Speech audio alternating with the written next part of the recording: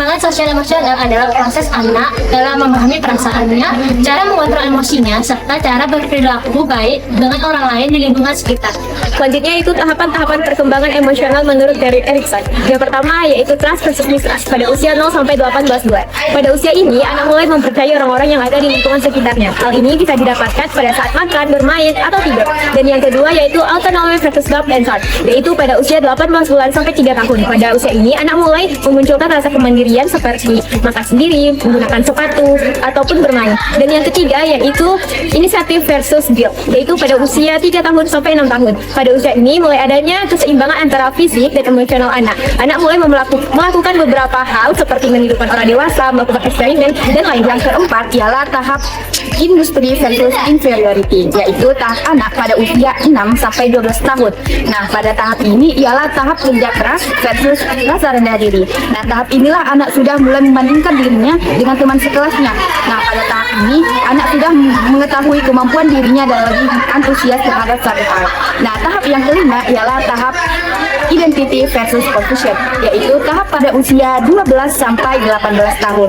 Nah, tahap ini ialah tahap identitas versus kekacauan identitas. Nah, tahap ini anak sudah mengetahui perubahan dari dalam dirinya, baik itu dalam fisik, kematangan, ataupun perubahan hormonal dari satu anak. Nah, tahap ini anak sudah mengetahui mau jadi apa dia suatu harian.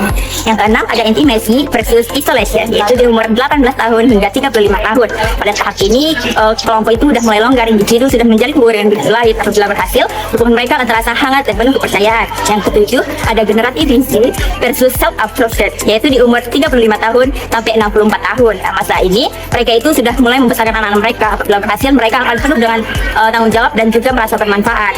Yang delapan ada integrity versus dengan desire, yaitu umur 65 tahun ke atas. Pada masa ini, apabila mereka itu penuh kepercayaan diri, maka mereka akan merasa diri mereka itu bijaksana. Namun apabila gagal, mereka akan merasa takut dengan akan kematian. Nah, selanjutnya ada faktor pendukung perkembangan sosial emosional. Faktor yang pertama itu disebabkan oleh pola asuh orang tua, yang kedua lingkungan sekitar, yang ketiga nutrisi dan gizi, yang keempat faktor permainan dan tontonan anak, faktor yang kelima yaitu hiburan dan rekreasi, dan yang terakhir itu ada eksplorasi. Adapun faktor penghambat dari perkembangan sosial emosional anak, yang pertama yaitu kurangnya pola makan yang baik sehingga mengganggu perkembangan anak. Yang kedua, gizi yang buruk dapat mengakibatkan energi dan keluaran anak menjadi rendah. Yang ketiga, cacat tubuh dapat mengganggu perkembangan anak.